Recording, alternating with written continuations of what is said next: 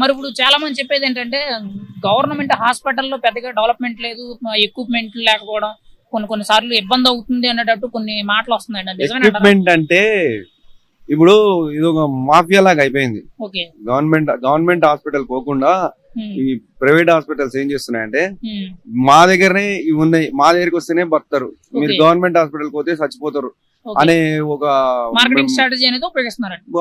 ఆ స్ట్రాటజీ ప్రకారం పేదోడు అక్కడనే పోతున్నాడు, ధనవంతుడు అక్కడనే ఓకే. పోతున్నాడు, ఇప్పుడు ప్రతి ఉన్నోడు బతున్నాడు, పేదోడు చస్తున్నాడు, అంతే. ఓకే, ప్రతి వాళ్ళు ఇప్పుడు కార్పొరేట్ హాస్పిటల్ అనేది దానికి అలవాటు పడుతున్నారు. అలవాటు పడుతున్నారు. అది దాని మూలంగా గవర్నమెంట్ ఫెసిలిటీస్ తగ్గినాయి అని ఇప్పుడు భావించుకుంటున్నారు. గవర్నమెంట్ స్కూల్స్ ఉన్నాయి, దాంట్లో ఏమన్నా ఏంటివి స్టాండర్డ్ తక్కువ ఉందా ఏమన్నా? ఓకే. మంచి మంచి పీజీలు చేసిన వాళ్ళు టీచర్స్ గా పని చేస్తున్నారు, ఓకే. కానీ గవర్నమెంట్ స్కూల్ అని ఎవరికి చిన్న చూపు ఓకే. పోరు. ఇప్పుడు ఒక మాటలో చెప్పాలంటే మొన్న రీసెంట్ గా కేసీఆర్ గారు ఓడిపోయారు కదండి. ఓడిపోవడానికి మేజర్ కారణం ఏదై అయ్యి ఉండొచ్చు అనుకుంటారండి మీరే? అహంకారం. అహంకారం.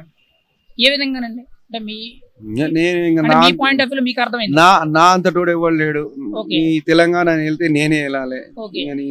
ఎవరి వల్ల సాధ్యం కాదు ఓకే. అనే ఒక పిచ్చి మెంటాలిటీతోని ఓకే. వాళ్ళు ఏం చేసినా చెల్తుంది అనే ఒక అహంకారంతో ఓకే. ఎట్లా అంటే అట్లా మాట్లాడడం, ఎట్లా అంటే అట్లా ఇది చేయడం, దానివల్ల మేజర్ వాళ్ళ అహంకారంతోనే ఓడిపోయారు. ఓకే, అహంకారం వల్లే ఓడిపోయారు అంటారు. అంతే. ఇప్పుడు చాలా మంది ఏం చెప్తున్నారంటే నిరుద్యోగ భృతి అనేది తెలంగాణలో బాగా ఎక్కువగా ఉంది. లేవు మరి ఇవన్నీ అహంకారంతోనే. ఓకే. ఇప్పుడు 10 ఏళ్ల నుంచి ఒక నోటిఫికేషన్ లేదు.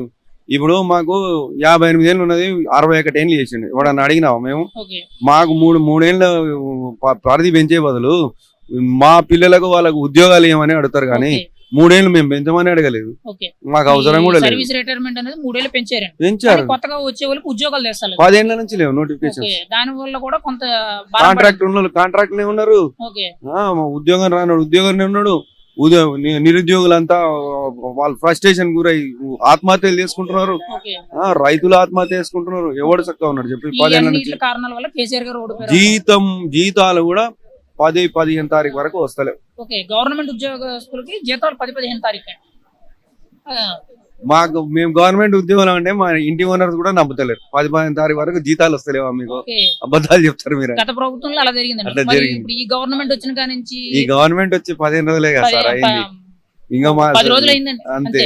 ఇప్పుడు రేవంత్ రెడ్డి గారు ఒక నిర్ణయం తీసుకున్నారండి. ప్రగతి భవన్ లో ప్రజలు రావడానికి అవకాశాలు కల్పించారు. చాలా చక్కటి, మరి అది దాని వల్ల మంచిగానంటారా? చాలా చక్కటి నిర్ణయం అది.